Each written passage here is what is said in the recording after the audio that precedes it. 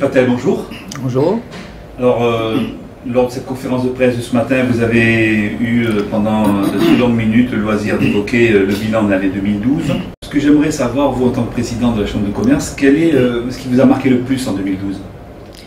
Ce qui m'a marqué le plus dans le 2012, c'est les événements qui sont succédés à travers la vie chère, qui a montré quand même la détresse de la population. La détresse de la population qui a montré aussi comme une détresse de la population à travers le pouvoir d'achat.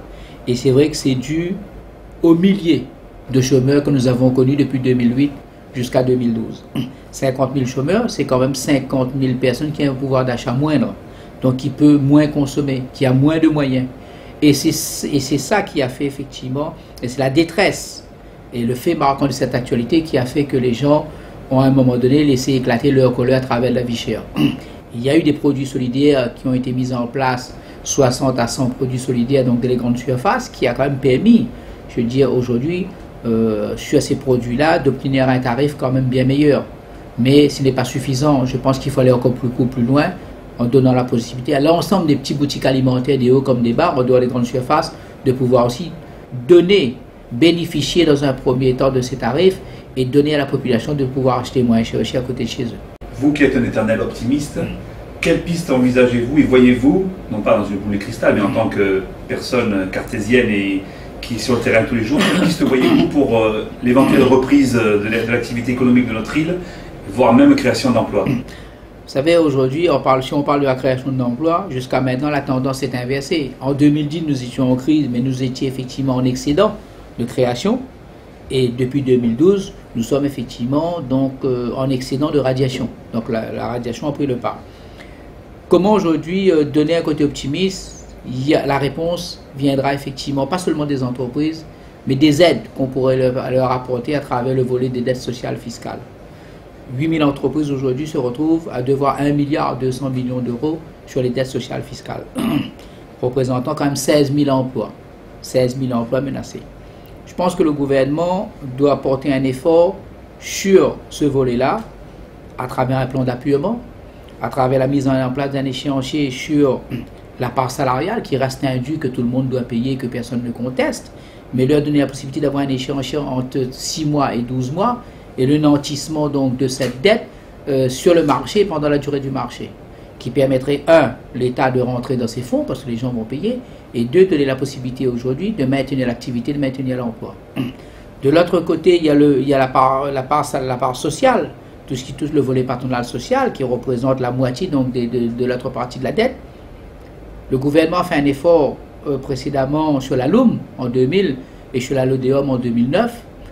Je crois que le gouvernement devait réfléchir de faire encore un effort supplémentaire en allant sur un plan d'appuyement avec un abattement comme la LUM ou comme la LODEOM qui était de 50%, il y a un échange sur ces temps. Je ne dis pas forcément 50%, mais avec près de 9000 entreprises qui ont signé cette motion, je pense que la réflexion doit être portée, 50% ou moins de 50%, mais au moins faire un pas en avant pour essayer de sortir ces entreprises justement de ce marasme économique, mais aussi de donner une bouffée d'oxygène à ces entreprises. J'écoutais un média ce matin et j'entendais un chef d'entreprise qui se disait qu'il avait de moins en moins de motivation pour exercer son activité au quotidien. Est-ce que vous, avec le contact que vous avez auprès des chefs d'entreprise, vous ressentez également cette morosité, ce manque de motivation?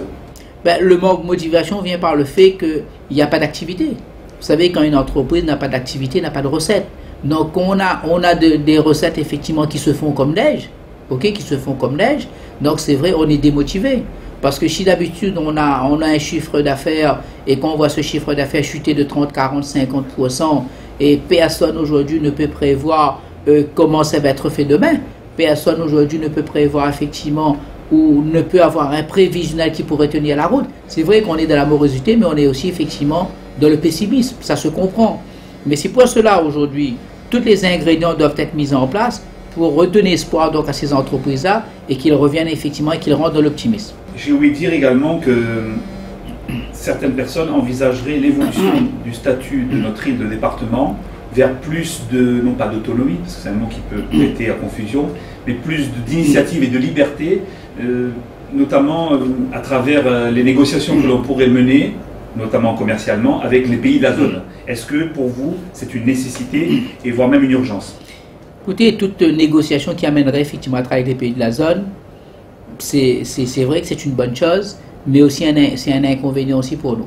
Nous n'avons pas les mêmes coûts du travail, nous n'avons pas les mêmes SMIC effectivement que la zone. Si vous prenez Maurice, le SMIC il est à 300-400 euros, quand chez nous il est à quand même, avec toutes les charges compris, 1500 euros. Donc nous n'avons pas les mêmes coûts, nous n'avons même pas les mêmes possibilités et surtout les mêmes textes législatifs. C'est vrai que c'est un partenariat, mais si aujourd'hui trop d'importations pourrait aussi tuer le marché local. Donc il faut savoir équilibrer l'importation et les produits locaux.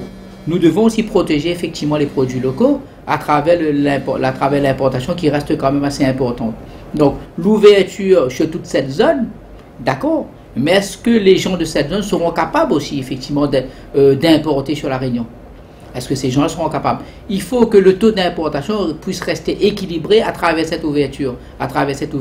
Qu'on puisse aussi, que les gens-là puissent acheter autant que les Réunionnais achètent effectivement de la zone, que la zone achète autant chez les Réunionnais.